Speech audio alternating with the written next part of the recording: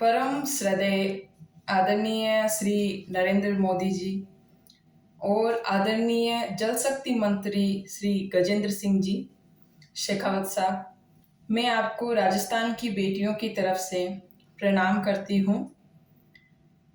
मैं बहुत ज़्यादा उम्मीद से ये वीडियो बना रही हूँ कि मेरी बात आप तक पहुँच सके। श्री आदरणीय मोदी जी, आपने समाज की महिलाओं की स्थिति पर आपके शासनकाल में आपने हमेशा विचार किया है और उसी में से आपने बहुत सारे महिलाओं की स्थिति के लिए, समाज में उत्थान के लिए आपने बहुत सारे अभियान भी चलाए और कुछ स्कीम्स भी अच्छी अच्छी आपने लेके आए हैं, जिसकी मैं आपकी तहे दिल से शुक्रगुजार हूँ। मेरे भी एक बेटी है। चूँकि मैं हमेशा से स्कूल और कॉलेज में ऐसे ही टॉपिक्स पे बात किया करती थी और बोलने में मैं हिचकिचाती नहीं हूँ, तो आज जब मेरी बेटी है तो मेरे दिल में ये बात आई, तो मैंने सोचा ऐसे बहुत सारी लेडीज हैं जो अपनी बात कह नहीं पाती है, इसलिए मैं आज एक टॉपिक आपके पास लेके आई हूँ और अगर उसमें बदलाव आए तो बहुत बड़ा बदलाव होगा हम महिलाओं की स्थिति में। तो मेरा ये है कि वंश क्या सिर्फ बेटों से चलता है।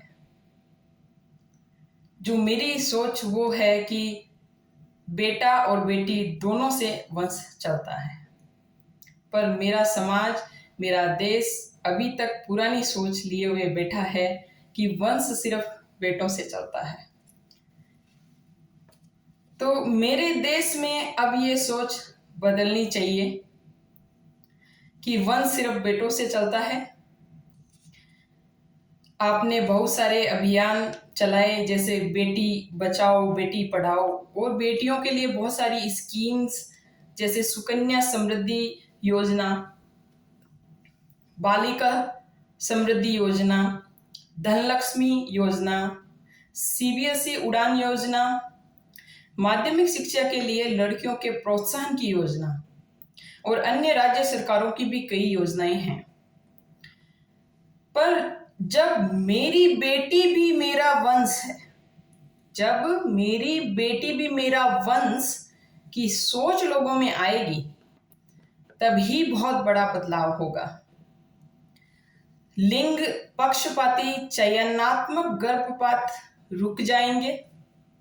किसी के दो बेटियां हैं तो ये चिंता नहीं सताएगी कि मेरा वंश कौन चलाएगा। जो आज भी मेरे समाज में, मेरे भारत में लोगों को ये चिंता सताती है कि मेरा वंश कौन चलाएगा अगर मेरे दो बेटी है या एक बेटी है या ओनली बेटियां ही हैं। तो मेरा सिर्फ ये है कि क्या वंश सिर्फ बेटों से चलता है, जबकि डीएनए टेस्ट अगर करवाते हैं बेटी और बेटे का तो वंश दोनों में ही पाया जाता है। तो फिर हम ये सोच क्यों लेके बैठे हैं कि सिर्फ वंश बेटों से चलता है? क्या इसके पीछे क्या वजह है? क्या उन वजहों को खत्म नहीं किया जा सकता? अब समय आ गया है कि हमें इस पे बहुत ही गहराई से विचार करना होगा। जो सोच पुराने समय से, जो हमारे परदादी से दादी, दादी से मम्मी और मम्मी से हम तक यही फॉलो करते आ रहे हैं, पर आज मैंने आगे बढ़ के ये क्वेश्चन किया है और ना जाने भारत की और मेरे समाज की कितनी ही बेटियां ये सोचती है पर बोलती नहीं है। तो मैं उन सभी बहनों और माओं से अपील करती हूँ कि क्या अपन, आज सोशल मीडिया का जमाना है, क्या अपन अपनी आवाज इसके लिए नहीं उठाएं कि मेरा वंश, मेरी बेटी भी है, उसको भी उतने ही समान अधिकार हैं जितने हमारे घर में बेटों को है। इसके लिए आवाज उठाइए और हमारे देश को मैसेज दीजिए, लड़कियां खुद ये काम कर सकती है। और मैं श्री प्रधानमंत्री जी से और गजेंद्र सिंह जी से इसलिए, क्योंकि वो मेरे समाज से हैं, तो उनको समाज में जो अंदर चल रहा होता है वो बहुत करीब से उनको पता है। इसलिए मैं आपसे भी अपील करती हूँ कि इस सोच को बदलना होगा और ये अभियान चलाना होगा, मेरी बेटी भी मेरा वंश है। थैंक यू, धन्यवाद।